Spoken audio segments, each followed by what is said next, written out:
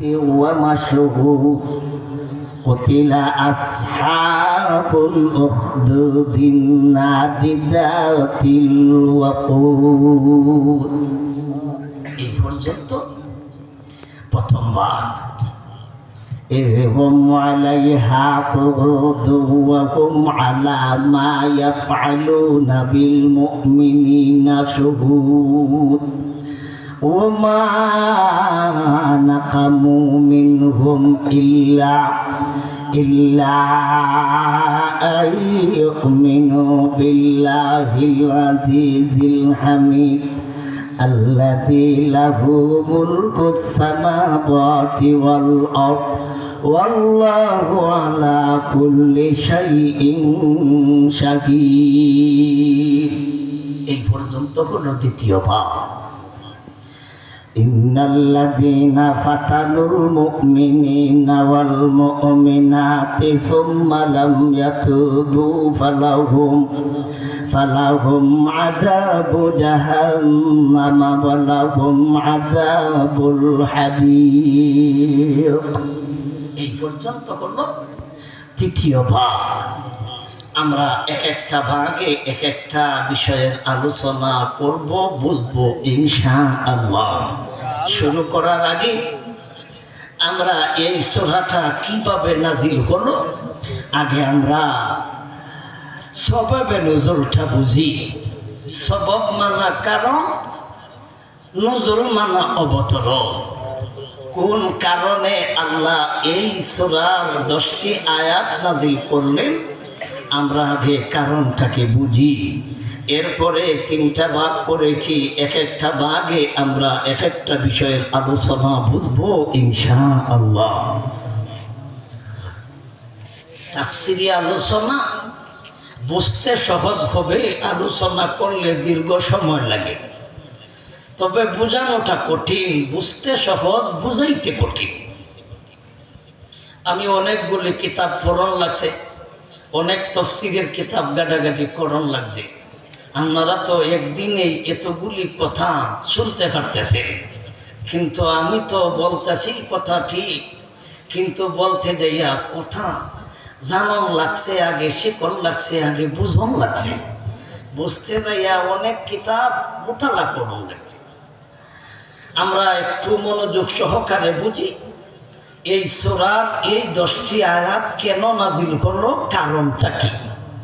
কারণটা আমরা সংক্ষেপে বুঝবো, এরপরেই আমরা মূল আলোচনায় চলে যাব ইনশাআল্লাহ। নবীজি দাওয়াত দেন, নবীজি দাওয়াত ও তাবলীগ করতেছেন। এমত অবস্থায় যারা ইসলাম গ্রহণ করেছে ওরা দুর্বল, যারা ইসলাম গ্রহণ করেছেন এরা গরিব, যারা ইসলাম গ্রহণ করেছেন এরার সমাজও মান খুব কম।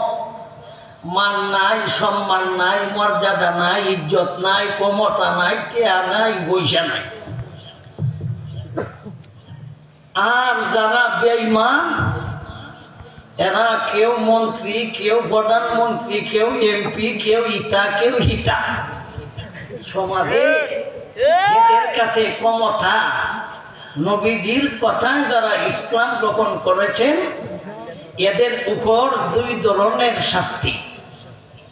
এই বেঈমানদের পক্ষ থেকে এদের উপরে 2 ধরনের শাস্তি ওরা দিতেছে। এক ধরনের শাস্তি হলো শারীরিক, আর এক ধরনের শাস্তি হলো আন্তরিক। সাহাবায়ে কেরামদেরকে শারীরিক শাস্তি, শারীরিক কষ্ট দেয়, আর একদিকে হলো আন্তরিক কষ্ট। শারীরিক কষ্ট হলো হাত পাও বেঁধে দিয়া উত্তপ্ত গরম বালুর মধ্যে চিত করাইয়া শোয়াইয়া বুকের মধ্যে বড় পাথর দিয়া সূর্য বরাবর রাইখা দিত। এমনও আছে গাছের মধ্যে ঝুলাইয়া ফাঁসি দিত, এমনও আছে লজ্জাস্থানে আঘাত কইরা কষ্ট দিত। এইভাবে শারীরিক জ্বালা যন্ত্রণা সাহাবায়ে কেরাম সহ্য করতেছেন। আরেকটা যন্ত্রণা, আরেকটা কষ্ট হলো আন্তরিক, মনের মধ্যে কষ্ট। শরীরের কষ্ট বরদাস্ত করাটা সহজ, মনের কষ্ট বরদাস্ত করা কঠিন। একটা হলো শারীরিক কষ্ট, আর একটা হলো আন্তরিক কষ্ট। আন্তরিক কষ্টটা কি আরেকটা আয়াতে আল্লাহ আলোচনা করেছেন। وقال الذين كفروا للذين آمنوا لو كان خيرا ما سبقونا إليه। সেই দিন বেঈমানরা নও মুসলমান সাহাবায়ে কেরামদেরকে ওরা বলতো, ইসলাম যদি এত ভালো হইতো আমরা আগে গ্রহণ করার কথা, কোরআন যদি ভালো হইতো আমরা মানার কথা, নবী যদি ভালো হইতো আমরা আগে মানার কথা।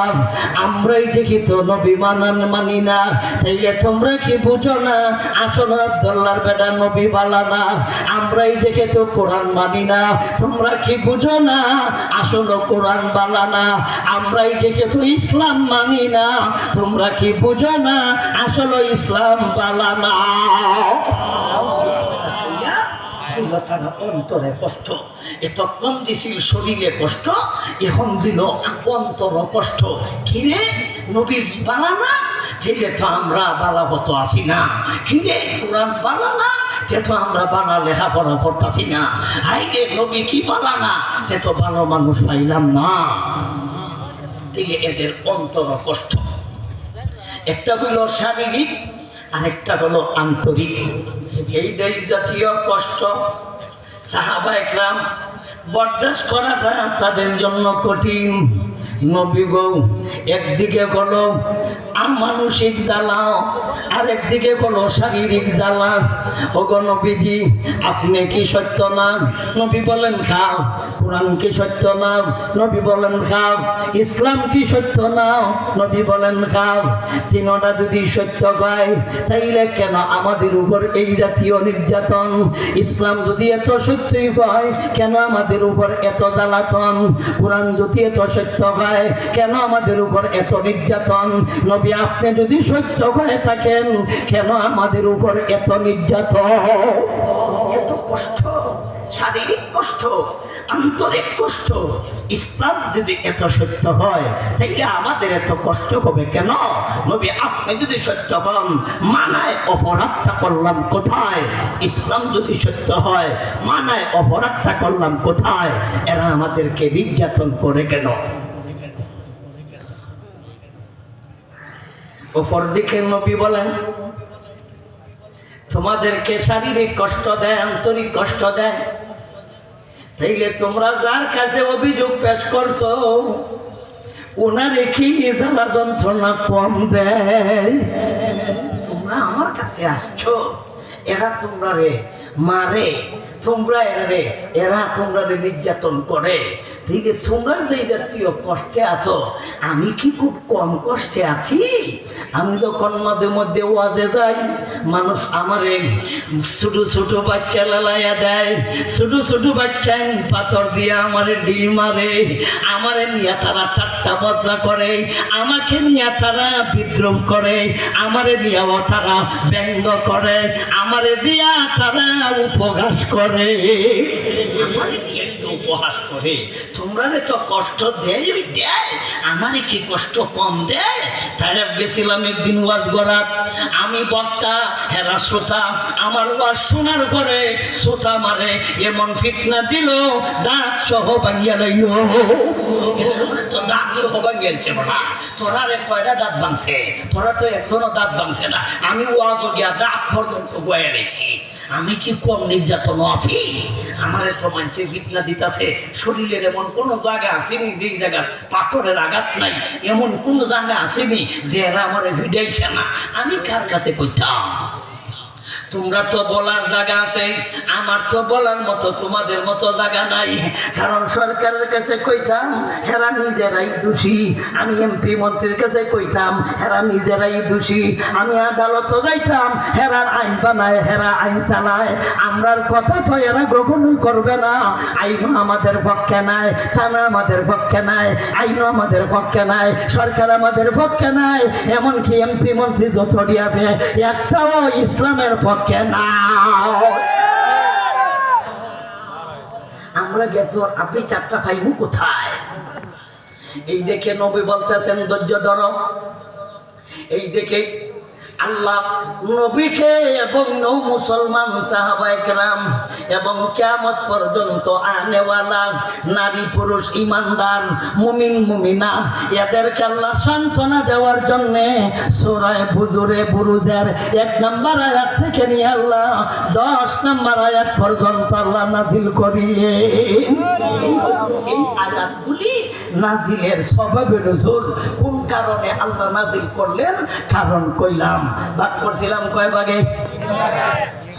والسماء ذات البروج واليوم الموعود وشاهد ومشهود قتل أصحاب الأخدود النار ذات الوقود। এই পর্যন্ত হলো প্রথম ভাগ।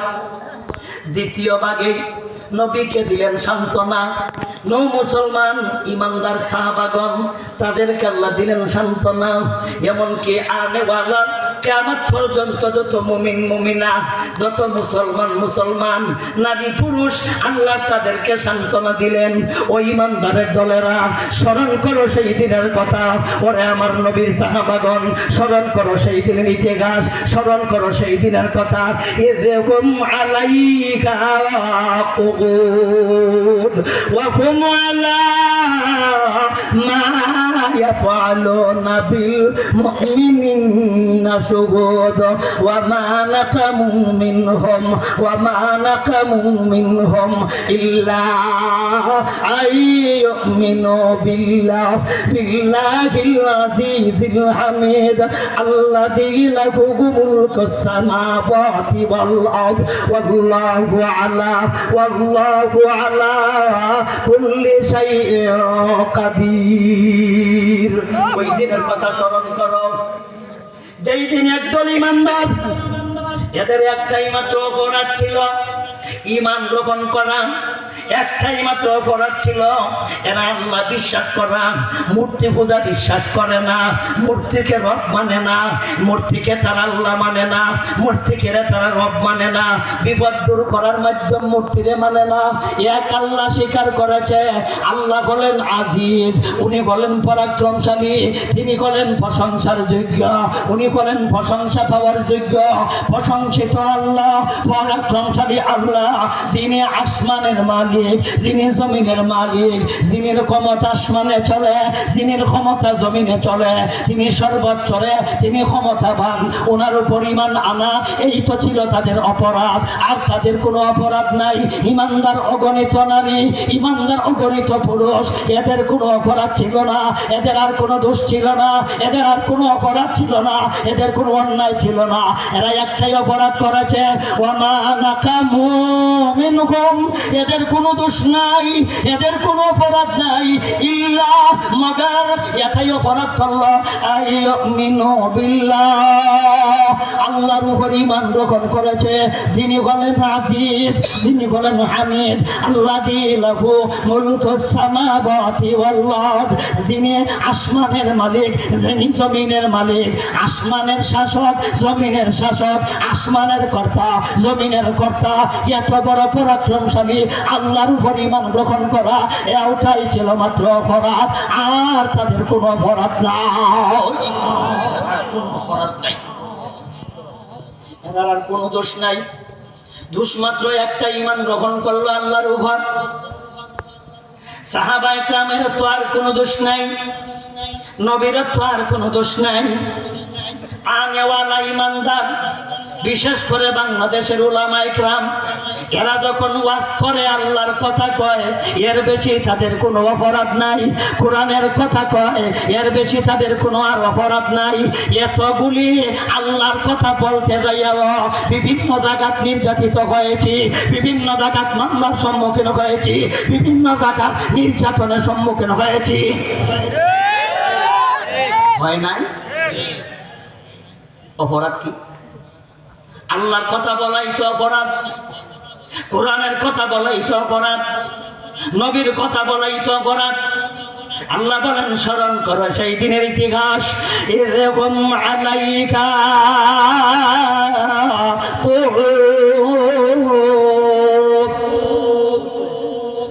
স্মরণ করো যেই দিন মুসলমানদেরকে ওরা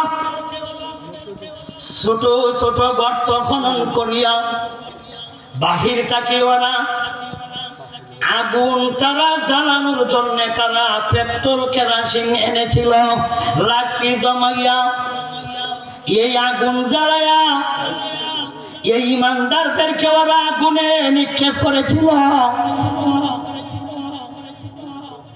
একটাই মাত্র অপরাধী মানানো, নারী হোক পুরুষ হোক, এরা দৈরা দৈরা ইমানদারদেরকে আগুন গালায়। আরো একদল এমপি মন্ত্রী মিনিস্টার আছে সরকারের চামচা, সরকারের সমর্থক, এরা কিন্তু মুসলমানদেরকে যারা বেঈমান কাফির শাস্তি দেয়। আমি একদল দর্শনার্থী আছি দেখার জন্য, ওরা ট্যাক্স লাগাইয়া বসেছিল, ট্যাক্স বসেন হেলান দিয়ে হেলান দিয়া বসা।